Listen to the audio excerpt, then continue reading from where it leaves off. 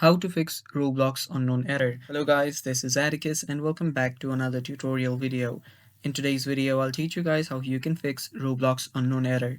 So without any further ado, let's dive right into it. The first step is open up your web browser. After you open up your web browser, when you head over to your Roblox, you get an unknown error.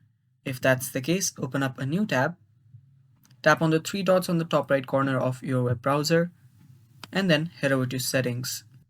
Tap on settings, and after you tap on settings, there you will find different options. Now what you need to do here is you will need to head over to privacy and security. Tap on it, and after you're here, there you will see delete browsing data. So simply tap on it, and there select cookies and other sites and cached images and files.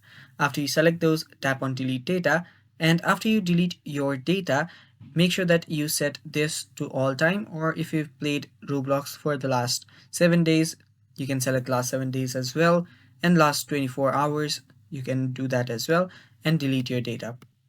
After you do that, your problem should get fixed. And that's basically all for today's video, guys. Thanks for watching. Stay tuned for more, and bye bye.